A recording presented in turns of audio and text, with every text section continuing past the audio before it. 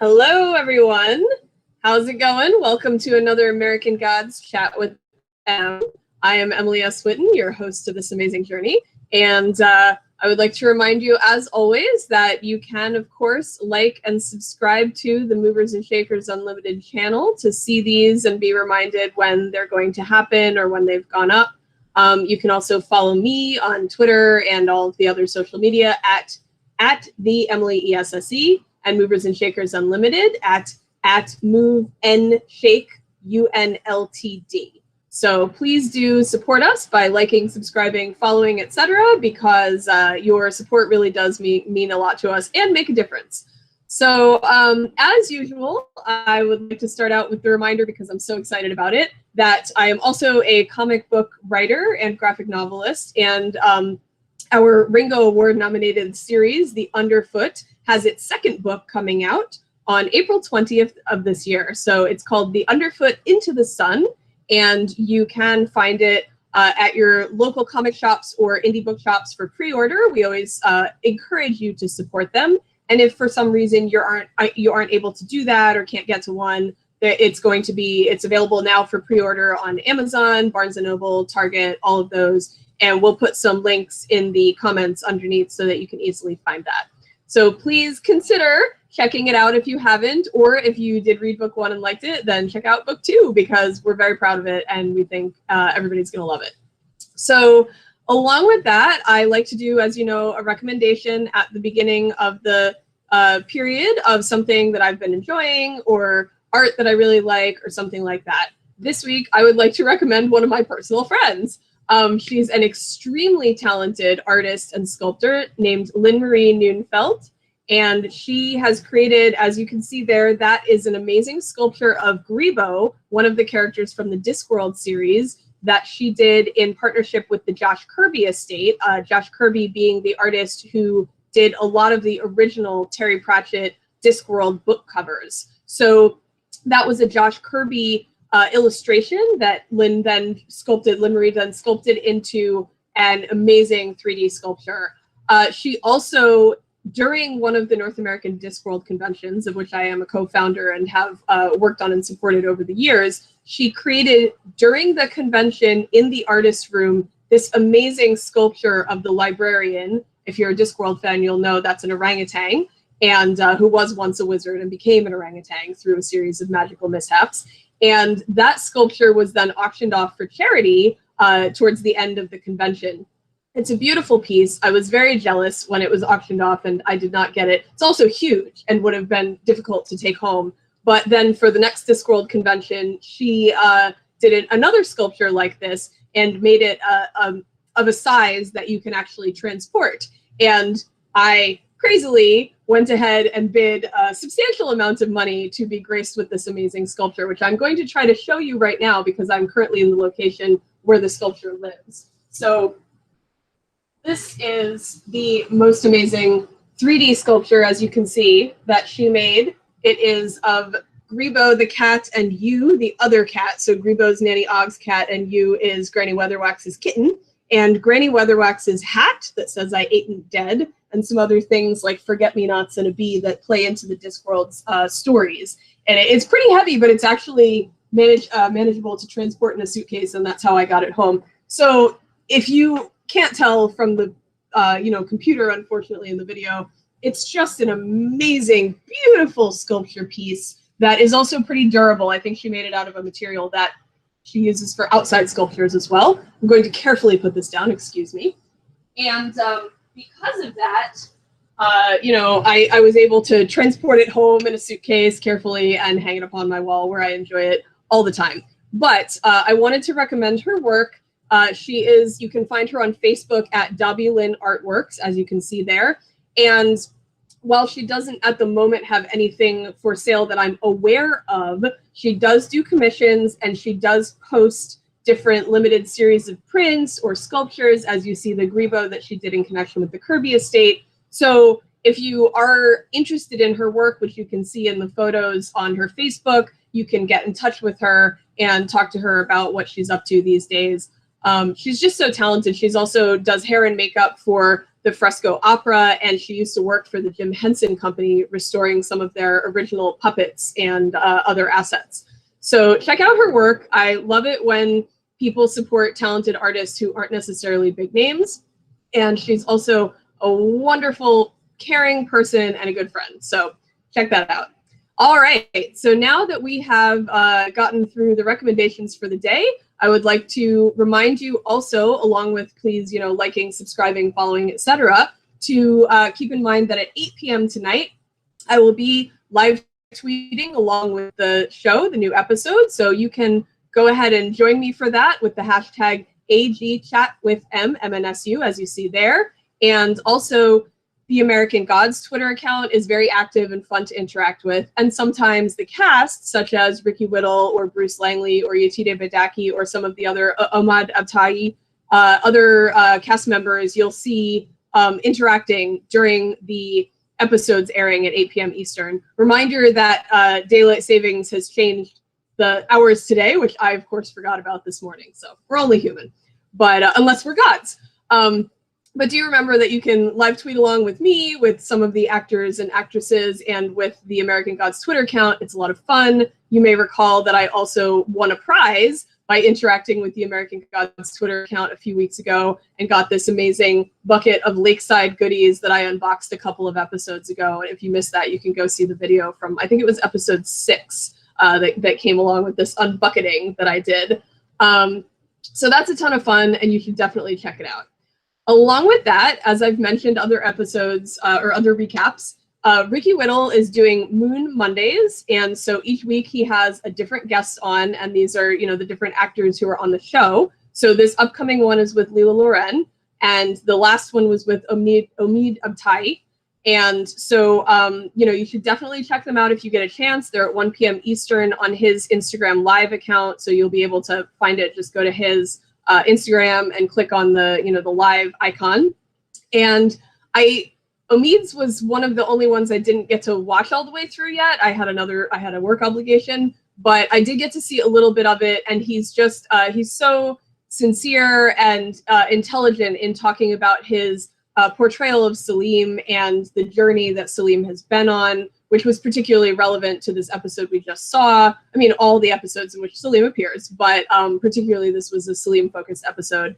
And it was really interesting to hear him talk about how he approaches the character, who is complex, and there's a lot of real-world weight to some of the issues being portrayed. So that's really neat, and you should check it out, and I'm going to watch the rest of it as soon as I get a chance. And then I'm interested, of course, to see what Leela says about Marguerite Olson, her character, and her portrayal, and the interactions with Shadow, which have heated up in recent episodes. So check those out, 1 p.m. Eastern on Ricky's Instagram. Now we're going to talk about episode 8. So here's our recap. We have about 3 storylines that are going on in this, as you may have seen from my previous recaps. I'm trying to break it down into what the main things are that are going on, because American Gods is a very complex, interwoven story, as the book is. And so it helps to kind of see what main chunks of storyline we've got going. So the first one is takes place at the Peacock Hotel. And this is, the cold open starts out and it sets up where the founding of the Peacock Hotel in its current form, where at the time it was maybe about to go under because there wasn't a lot of business and the owner was going to shut it down. This was in like 1951. And a Chinese man comes to the front door and asks if, the owner can help him because he's being chased and he's a fugitive. And she looks at him and seems to understand the situation that he's in, and gives him a room to go and stay in. And it turns out that he's being chased for being a sexual pervert. I say this in quotes that you may not be able to see, because he's gay. And so he's being chased down, and she's giving him a haven. And through the interaction with I assume it's the FBI, it might be more local, I don't know which law enforcement it's supposed to be, I don't recall, but the woman at the front desk, the owner, recognizes one of the men who is in that group, who's chasing this Asian man who has gone into the hotel. and reminds him that at one point they knew each other when the woman at the front desk was a young man. So they went to high school together and they had a homosexual encounter or relationship of some sort. There's a small flashback. And so at that point, the woman at the front desk is like, "You remember me, right? Right?" I think his name's Tony or something like that. And he says yes, and basically leads the law enforcement away from the hotel due to his past, and the fact that he is currently hypocritically chasing down another person who has had homosexual encounters or is gay. So that transitions into a discussion between the Asian man and the proprietor of the hotel. And he tells a story of how long ago in China, he had a relationship with a handsome imperial inspector and was beaten to death, if I'm remembering the legend or the origins of this character correctly. And a temple was built to him as a protector for homosexual love. And so he reveals that his name is Tuer Shen, I believe is his name. I may be pronouncing that incorrectly, so I apologize. And he is a Chinese deity who manages love and sex between homosexuals. So he, because he's been given haven, he blesses the Peacock Hotel with protection and that it will also be a temple for, or the Peacock Inn or Hotel, I apologize if I forget what the exact title is, and blesses it as a temple for all our kindred spirits. And the proprietor of the hotel does not believe him at first and says, "Oh, okay, all right, sure." And then he opens his mouth and all of these beautiful colored butterflies fly out and cover the peacock sign on the outside of the inn. And it's a gorgeous scene. And of course, then, he is believed, and it becomes, as he said, a haven and a refuge for homosexuals or people who are not, straight, essentially, other orientations, whatever they may be. So then we get to the current time, and the inn or hotel still survives, and there's an annual jamboree with a butterfly theme, and this is in honor of and celebration of the I assume the god that came there to what's his name again, Tuer Shen, and of all of that he blessed the hotel with, or the kindred spirits who came there. The reason this is particularly relevant to this story is because this is where Laura and Selim arrive in the present to find another leprechaun. So basically, if you'll recall, Mad Sweeney had taken Odin's spear and had put it in his hoard. As a leprechaun, he can access this hoard, but it's in this in-between space, and you can't access it without knowing how and being a leprechaun and having a coin and all of these things that you have to have that go along with it. So he had put the spear in the hoard, and then he died. He was killed, and so the spear is still there, and Laura needs it because she wants to kill Mr. Wednesday, or Odin. And so she and Selim have been on this kind of crazy journey. And at one point in this journey, Mr. World meets them. Mr. World is Danny Trejo, one of his several guises, meets them and proposes an alliance, and they make a deal to work with him to bring Wednesday down. So they're now seeking the spear because he said he'll help them find it, and he knows where it is, or he knows how to get it. And they're on the track of this leprechaun, and they walk into the hotel, and they see like an electronic sign that says, "Hi, Laura, look for Liam Doyle," with a little like modern leprechaun. It's very cheesy. And at the same time, Selim is greeted by a bellhop who shows some interest in him, and whose name I believe is Kai. And so Laura goes looking for Liam Doyle, who is the bartender at the Peacock Inn or Hotel, and Selim is shown to the room, which is very intricate and fancy. Oh, I apologize for the shaking there. Very intricate and fancy, a lot of pink and hearts and all kinds of things. You can see Selim and Kai there in the image we've got. And so Selim is shown to the room. And in the meantime, Laura finds Liam at the bar, as he is the bartender. And he reveals that Wednesday tried to recruit him to kill her, and he refused. And that's why Mad Sweeney ended up taking the job. And one reason it maybe slightly mitigates Mad Sweeney's decision, although we don't know if it played into his decision. When Liam refused to kill Laura, Wednesday destroyed his lucky coin. So perhaps Mad Sweeney took the job in part because he knew that if he didn't, he would lose his coin. And then, of course, eventually he ended up giving it to Laura anyway. So that's kind of a little more backstory about Mad Sweeney's decision, possibly, but also about Liam Doyle, who we're meeting now, who's another leprechaun. So Liam says he could get the coin with, the spear with Sweeney's coin, but stealing it is against the code that, I assume governs leprechauns and fae. And he also doesn't want to be a party to violence, and the spear is a weapon. And so he doesn't want to do it, even though theoretically he could. And so then Laura tells him, it is sort of half-truth, I guess, that Mad Sweeney gave her his coin because he felt guilty for killing her. Partially I think that's true, but also, of course, if you'll remember from previous seasons, there was more at play than just some guilt. But she then flat out lies and said, oh, he said he'd get me the spear for self-defense. I swear on my grave, or graves, since she, of course, is now alive again after having been buried. So Liam says he changes his mind based on that, and he says he'll get it, and he'll go alone. He's not coming with him to the Horde. Meanwhile, Salim and Kai are chatting in the hotel room and interacting, and Kai invites him to the Jamboree party because the Jamboree is going on, as we said earlier, and says it's a place to get your kinky boots on safely, which I think is a great reference. So he gets him to the party. Salim hesitates about it. He doesn't seem super comfortable, but he's polite about it. Then Kai leaves the room, and Laura comes up, and they have a discussion. Salim and Laura have a bit of a heart-to-heart, and Laura continues to be Laura, continues to be in denial, says, oh, I didn't fall in love with Mad Sweeney. We just went through some leap together. And, Salim, of course, doesn't believe her. And he is very sincere and real and wise in saying, you don't want to let go of this. If you have to let go, if you let go, you'll have to grieve. It will hurt, but you have to move on from Mad Sweeney's death.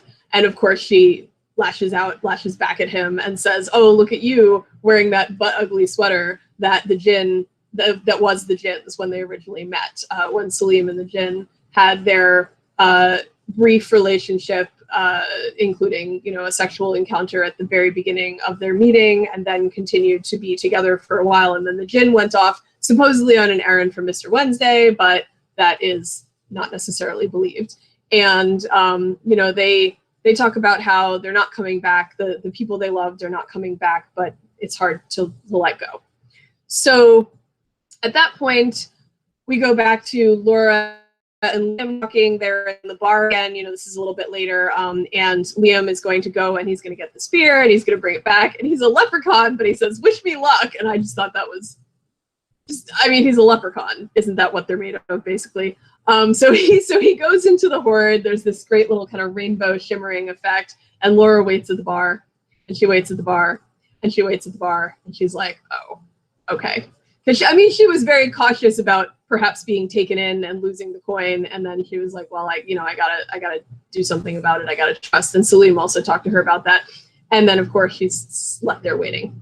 So Salim, while she's waiting at the bar, Salim kind of wanders down in his sweater to the entrance to the ballroom where this jamboree is going on, and there's all kinds of costumes. It's butterfly, first you see a good number of butterfly costumes, and then some kind of fae, flower, butterfly costumes. You've got sort of animal costumes going on, all kinds of different things.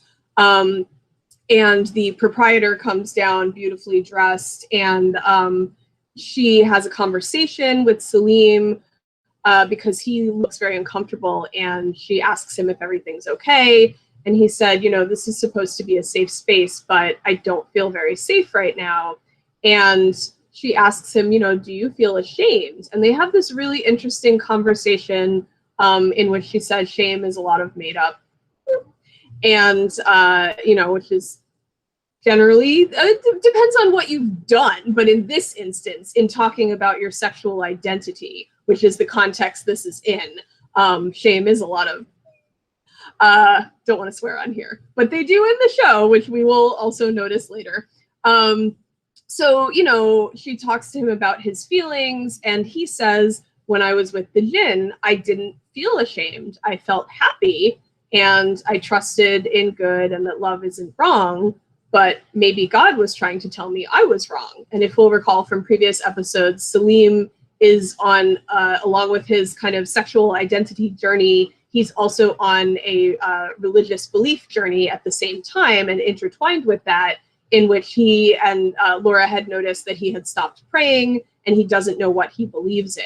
And so he's trying to figure it out. And the proprietor invites him to come to the party and, you know, be his true self. And maybe that's what God is offering. And he, you know, pauses for a minute, and then he asks if he can have the honor of escorting her inside, and in they go.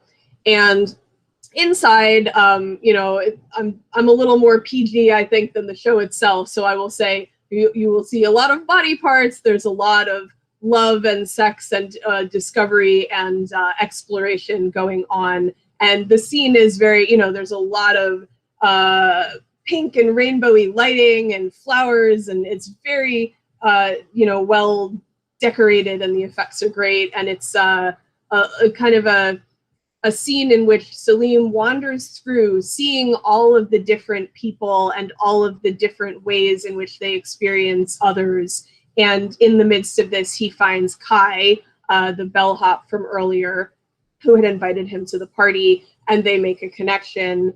And they, you know, go off into one of the areas and they have sex. And so that is part of the scene. And unfortunately, I can't really describe it in a way that does the visuals justice. So it's more, there's more gravity to such a scene than I can describe in saying they have sex. But it is, it's clearly more than just, you know, sex. It's an emotional experience. It's Salim realizing things about himself and becoming more comfortable with himself. So it's part of his journey from potentially shame or whatever else he's been feeling to becoming comfortable with his sexual identity and with who he is, in a way that he thought he had perhaps some with the Jinn, and then has been questioning, it sounds like, from his discussion with the proprietor of the Peacock Inn.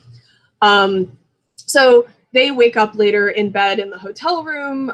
So it's possible they were in the hotel room. I'm not sure where the scenes take place. I can't remember every single bit of that. And there's a lot of pink. So it could have been in one of these places. But they wake up and Laura kind of walks in on them and is like, oh, the hot bellhop, you know. So she's just like, hey, how's it going?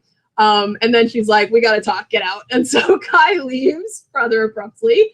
And Laura lets Salim know that the leprechaun, Liam, took the coin and left. And she says to Salim, you know, you're naive and I shouldn't have listened to you. And she's like, but it's a nice thing that you see the best in people. And, you know, so she's not being cruel to him. She really does care about Salim. And, you know, but she's like, look, I failed to get the spear. They're going to kill me again. You're in danger now, too, because if we'll remember, she had made this deal with Mr. World and extended, if she succeeded, protection from just herself to Salim and Shadow. But if she failed, they were all going to die. And so, unfortunately, at this point, it looks like they're all going to die. So she's going to warn Shadow, and she wants Salim to stay in the hotel and be safe. And Salim says, I'm not hiding anymore. I'm going to come with you. And she says, no, but you have to stay safe. I care about you. And Salim just looks at her and is like, I love you too. And it's very, you know, he gets her and she's very prickly, but she clearly is saying it out of care that she wants him to be safe. You know, it means a lot to her for Salim to not be in danger with her. But, you know, she says, like I said, you see good in all the wrong places, because she's still Laura. She cannot deal with that kind of affection for herself, or she's working on dealing with it, but still not comfortable with it. But Salim says he's not running from himself anymore, and he's not going to run from the new gods. And he says, I'm going to live my life as I please. And she looks at him and, you know, approves of this to some extent, despite her desire for him to be safe, and notes that he lost the ugly sweater, and says good. So Salim has made some steps in his journey of discovery. Meanwhile, later in the episode, Laura is trying to make some steps in her journey of making peace with her past, which has been a continuing theme over some of the... Obviously, she's got this vendetta against Wednesday, but she's also coming to terms with the fact that she saw her life while she was alive differently than what it actually was, that things she thought were her fault, like her parents breaking up and all of their shenanigans, were not her fault. She was just a child when it happened, you know, and coming to terms with how she felt about people as well. And so she goes to a bridge and she's got Mad Sweeney's ashes, and she's mourning him. And, you know, she says, like, I feel like things are my fault. I feel like it's my fault that you died. But that's what I liked about you. Everything was always your fault, too. We're just a couple of... And so then she dumps the ashes and she curses at him and is like, goodbye. And it's very Laura, but it, you know, it's heartfelt, but it's Laura heartfelt, which is something I do still enjoy about her. There's some consistency even as she grows. So she thinks it's all over, but before the end of the episode, Liam comes back. So the leprechaun does come back. He's got the spear. He's like, oh my gosh, what was wrong with Mad Sweeney? He had some crazy creature in the horde and it was nuts and whatever. And she takes the spear and he's like, I am not done with you. That's Gungnir. I think I'm pronouncing it correctly, which is Odin's spear. Like, what are you going to do with that thing? Because he didn't know it was Odin's spear. He just knew it was a spear for self-defense. And Laura's like, puts it on her shoulders, marches off, and is like, I'm going to kill Wednesday. And so, of course, you know, she was totally lying before. And that's pretty much the journey of Salim and Laura in this episode, except that at the very end of the episode, the capper that you get is Salim, and he's praying again. So it shows that his journey has caused his beliefs to shift, and that he now, you know, has things he believes in again. And so that's a pretty interesting resolution to his current journey, which may continue to go on further, but that's where he is right now. That is the first series of events. A lot of this episode had to do with Salim's journey and Salim's identity and Salim's comfort with his sexuality and his quest or confusion about his religion and religious beliefs. So that was really interesting, and it was very beautifully done. And as I said, if you can, I think you can go back and watch the old Moon Mondays by finding them in Ricky's, not his stories, but his feed of you know, like the little squares on Instagram. And so you can go and watch Omid talk about his portrayal of Salim. So story 2 is Shadow's story in the current episode, and that is, as we'll recall from last episode, Tyr had taken Shadow on a road trip because he said that Wednesday needed his help, and Tyr was a friend of his father's, and he needed Shadow to go along. So as we see here, Tyr betrays Shadow. He poisons him in a parking lot, something in his drink, and Shadow, you know, passes out. And or he knocks him out at least, and Shadow passes out, and he takes Shadow to the Wolf Den, a roadside attraction, which is a theme in the book American Gods, and we see it showing up in the show as well, of course, with House on the Rock earlier, as another you know, place that people in America come to worship. This ephemera that is put together, you know, an American thing that people look at on the road. So they're at the Wolf Den. But before that, Shadow, when he's in his confused state from being drugged or poisoned or whatever happened to him exactly, he finds himself in the snow in a snowstorm, and there are all these bodies behind him or people behind him, and there's a man on a horse that I believe is Tyr. And it's, again, like kind of a trippy vision, and then you see Tyr in his current dentist form, and he's got a chainsaw, and he's putting up a scaffold, which is how they used to display bodies in the olden days, with their ribs splayed open. There's not a lot of there's not so much fluffy kindness in the Odin parts of the story here, so it's pretty gruesome. And he tells a story about how, like, you know, there was a point where someone had to make a sacrifice because of this wolf, Fenrir, I believe, is the wolf, and he stepped up and his hand was bitten off, and, you know, he had sacrificed a part of himself to save others, but Wednesday just mocked him for it and had never paid the price for that. So he's bitter about that, and that's either all or a good part of his vendetta against Wednesday. Because there's also the Demeter storyline, so I would assume that there's a whole lot of, you know, things that have gone on in the Wednesday or Odin and Tyr relationship that have come to a head at this point.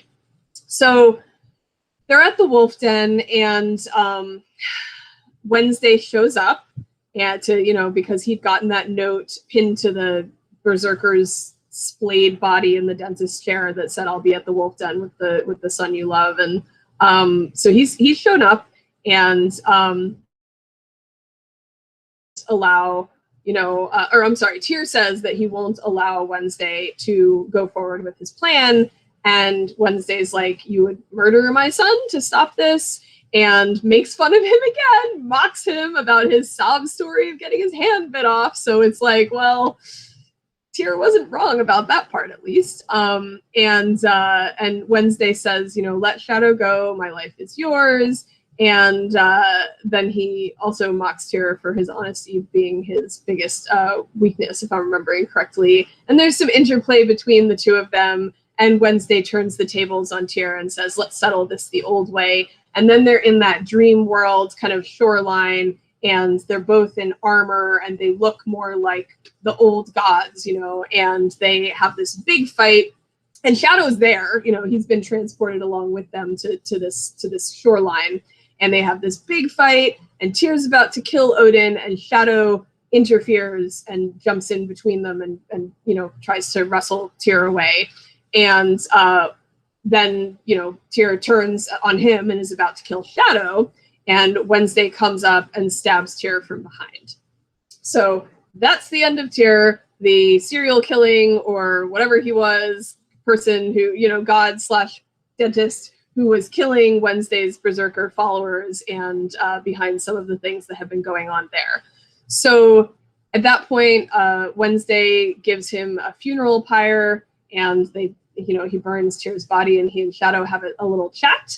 And Wednesday makes these flaming runes all around the fire, which are really cool looking, and says, you know, "Hey, you wanted a normal life. You have fulfilled your obligation to me."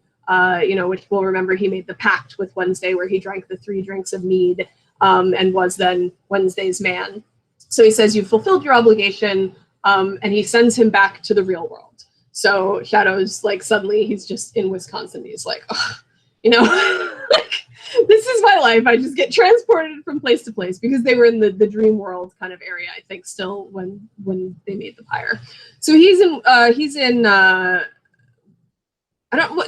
Yeah, he might be in Wisconsin. He's somewhere, and he's at a you know, a travel bus or train station or something to that effect. And he says, you know, he wants to go back to Wisconsin.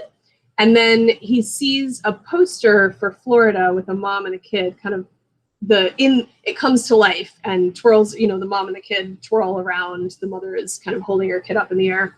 And he looks at it and he's like, "You know what? Let me go to Jacksonville."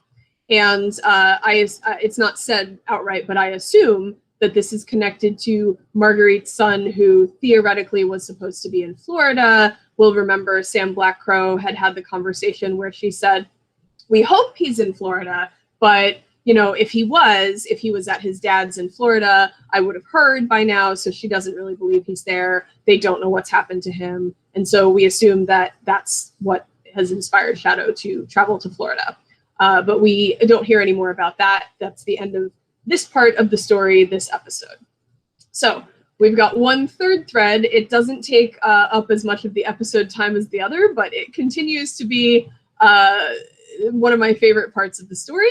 This is Tech Boy's continuing strange inner journey. And as is said there, his reclamation of power. So Tech Boy is boxed, which means that Mr. World has this.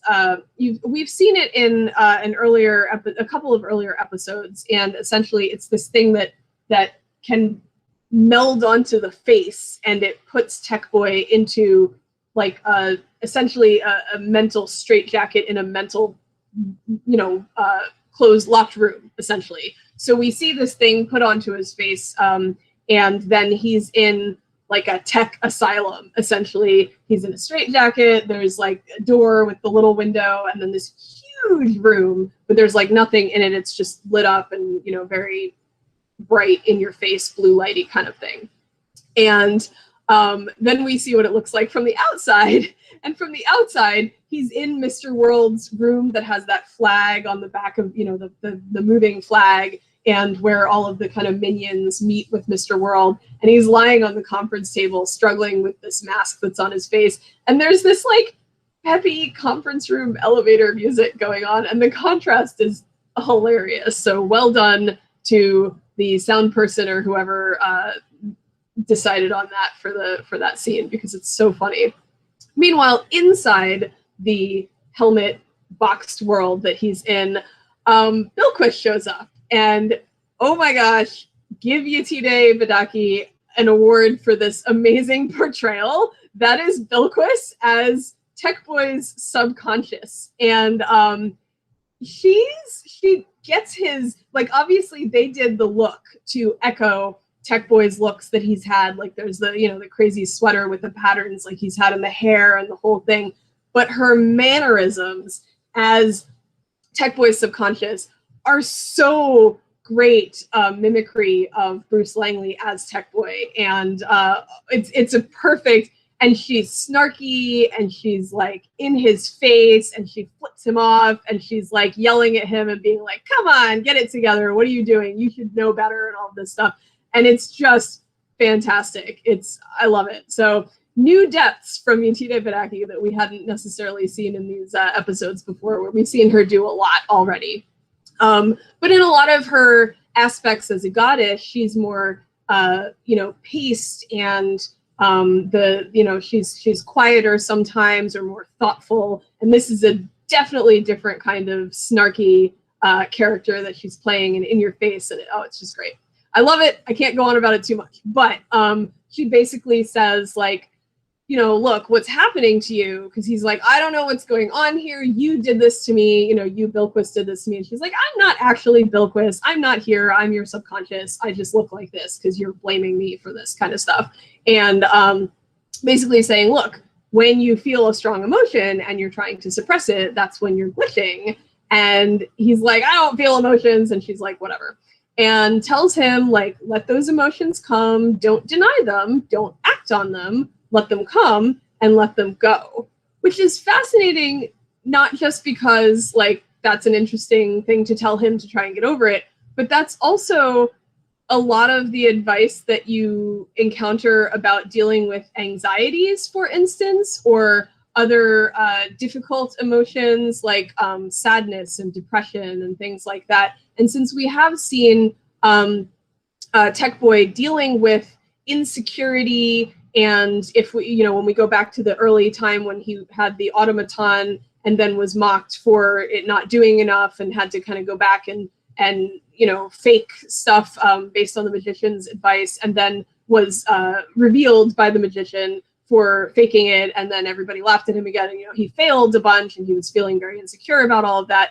And so she's giving advice that it basically it tells him how to deal with the emotions that a lot of people deal with when they are unhappy, anxious, sad, depressed, etc. So it's kind of funny in a cool way that it's coming into this very different character. You know, Tech Boy is not, theoretically, he's not human. He's a god of technology, but he's dealing with these very human emotions, and the advice she's giving him is a very human kind of advice.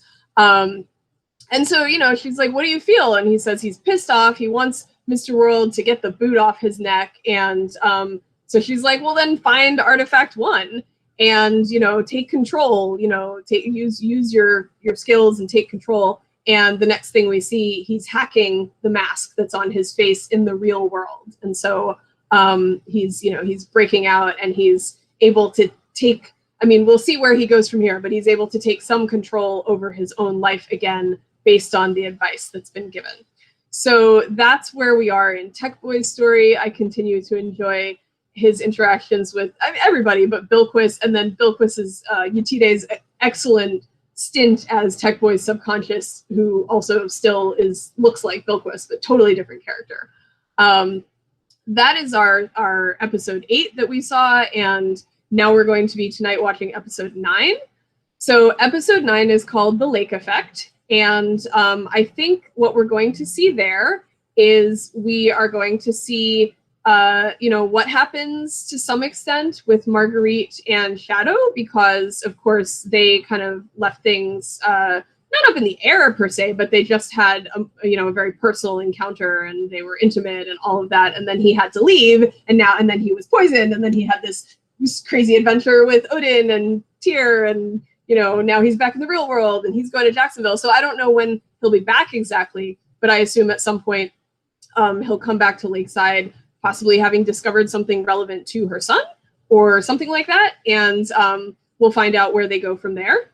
At the same time, based on the book, and I don't want to spoil too much for anyone who hasn't read the book and is only watching the series, which has gone off the book a lot and is, it goes back and forth, but I think we're going to need to see a little bit of the darker side of Lakeside. So I think we're going to see what else there is about this town, which seems so idyllic, except for the disappearance of Allison, the young woman who Shadow met on his first night there and who disappeared shortly thereafter. So perhaps we'll see more of the Allison story. I think it's going to get dark. So I think we'll see that. Meanwhile, Laura has the spear. She's off to kill Wednesday. So what's going to happen? Where's she going to go from there? All of that.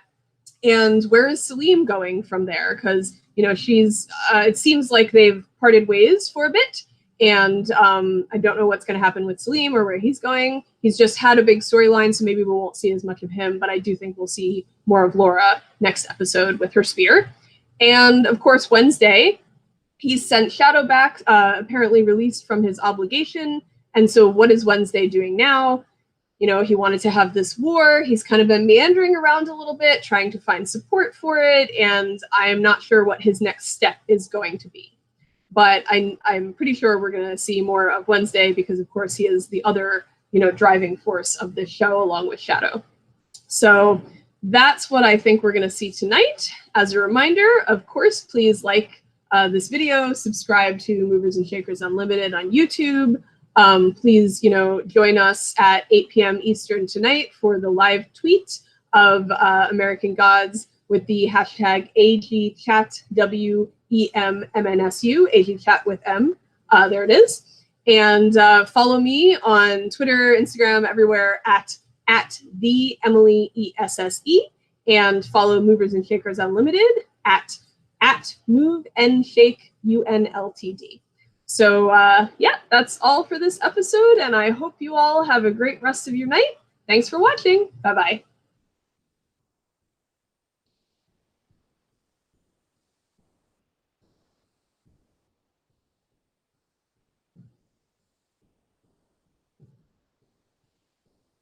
Oh!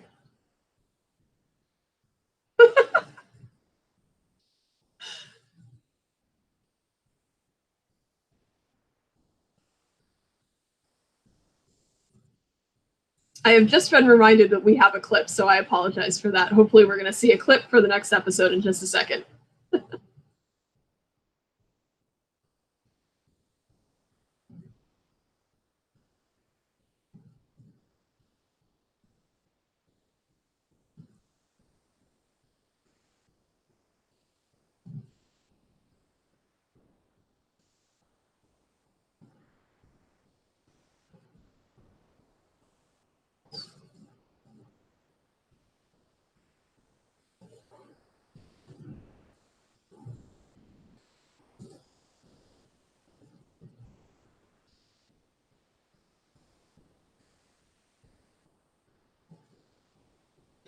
Sorry about that, everyone. Thanks to my producer who reminded me that we had a clip from the next episode.